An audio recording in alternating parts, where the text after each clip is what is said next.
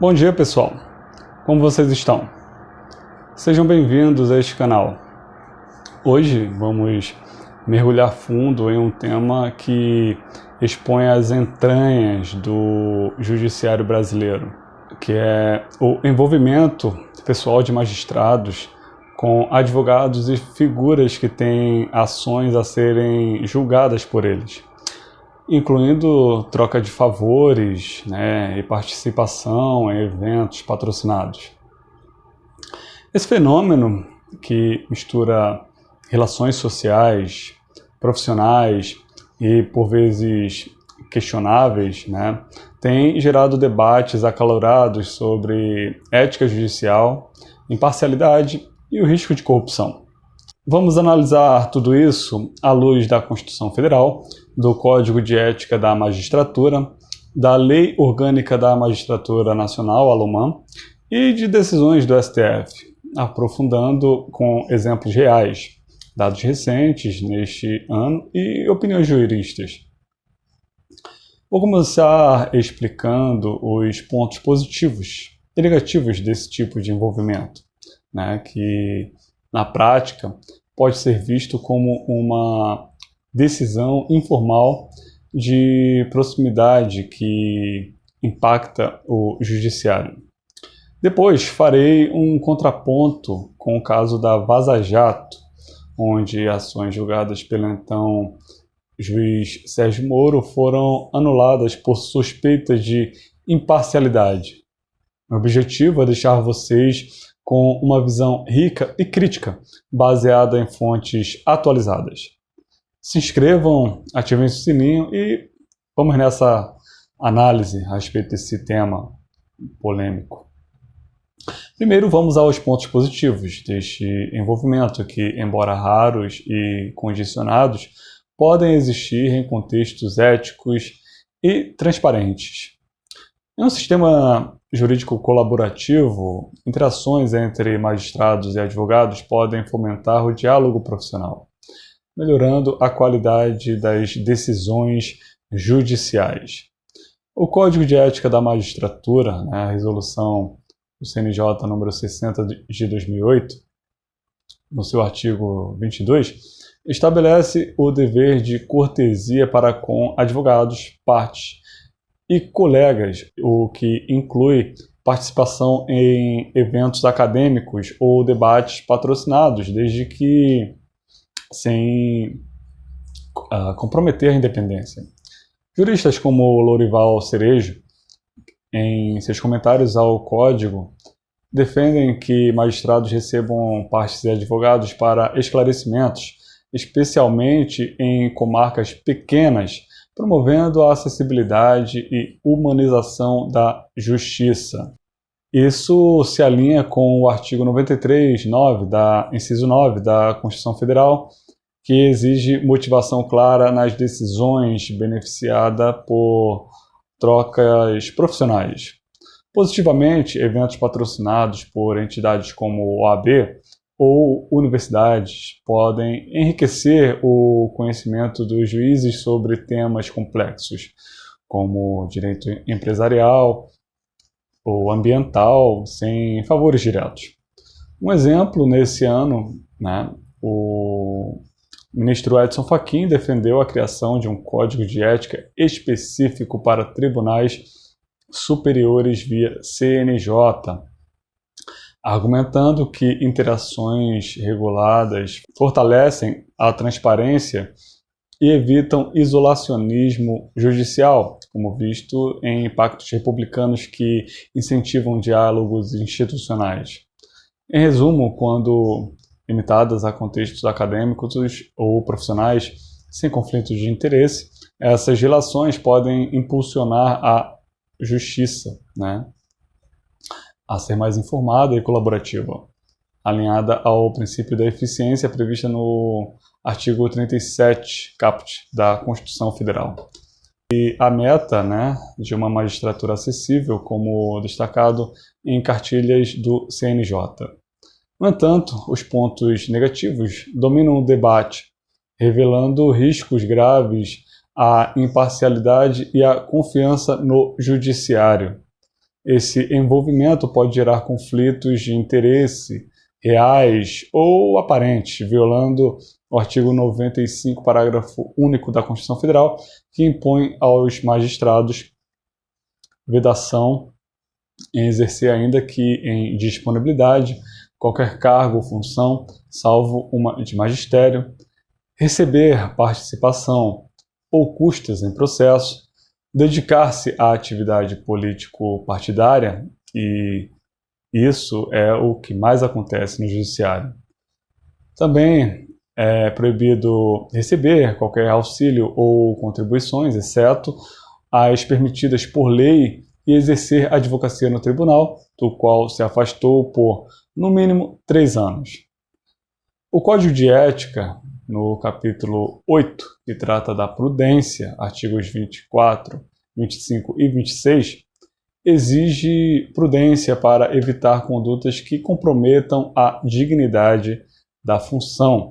E o artigo 17 proíbe relações que sugiram favorecimento. Troca de favores, como indicações ou presentes, pode configurar corrupção passiva prevista no artigo 317 do Código Penal, ou improbidade administrativa, com penas de reclusão e perda de cargo. Eventos patrocinados por advogados ou partes são especialmente problemáticos.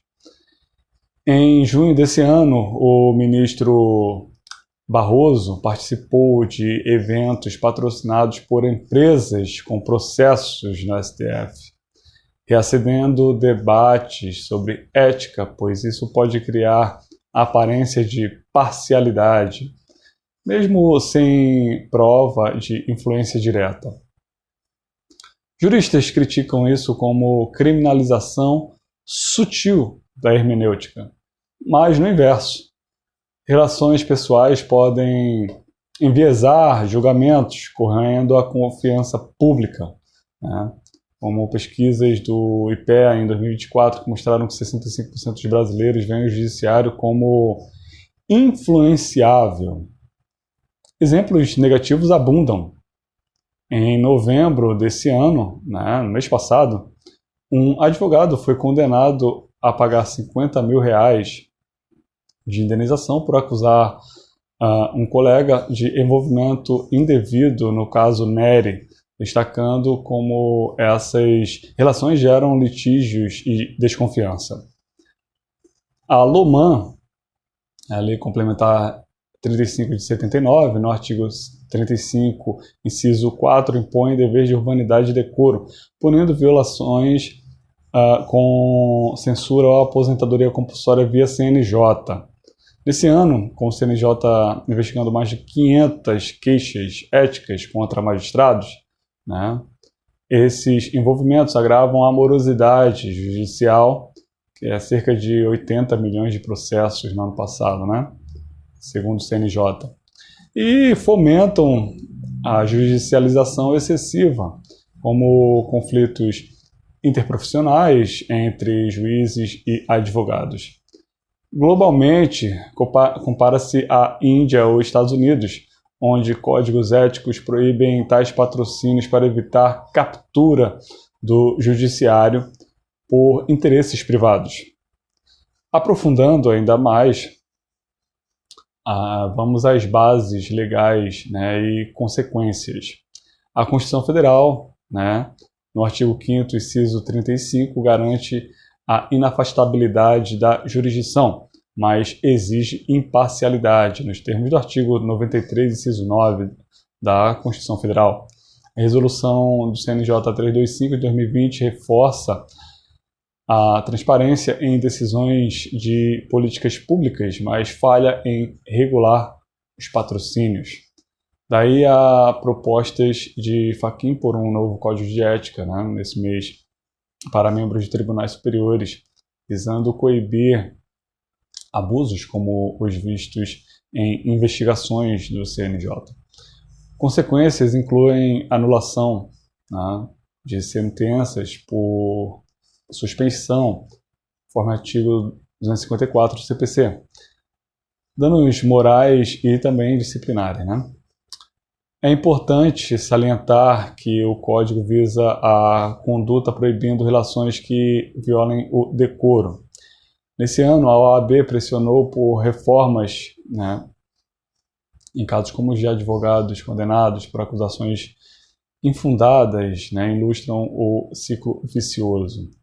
Agora, o contraponto com o caso da Vaza Jato, que, apesar de as mensagens que foram obtidas de forma ilegal por um hacker serem verdadeiras, palidece ante a gravidade desses envolvimentos pessoais dos ministros com os réus por si julgados.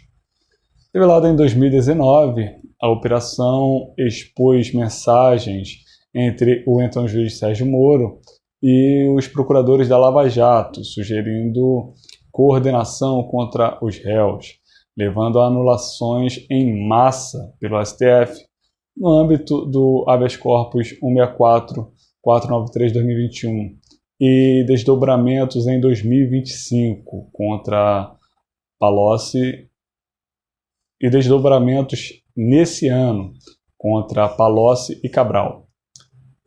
Nesse ano, 2025, o STF manteve 14 das 45 sentenças anuladas por parcialidade, com Moro alegando ressentimento, né?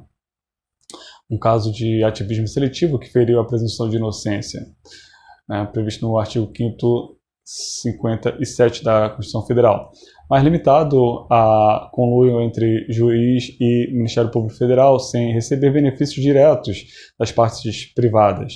Já os atos de magistrados se envolvendo pessoalmente com advogados e figuras litigantes, como viagens, né, com advogados em casos bilionários, né, como no caso Toffoli, Banco Master, ou ainda redes de venda de sentenças, conforme casos envolvendo o TJ do Maranhão e o STJ, ou ainda contratos com escritórios de esposas de ministros com contratos milionários, sem haver um ato sequer que justifique o pagamento dos serviços.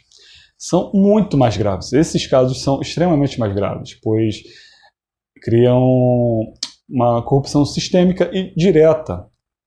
Os juízes não só enviesam, mas monetizam decisões, afetando vítimas inocentes em múltiplos processos, carcomendo a essência do contraditório.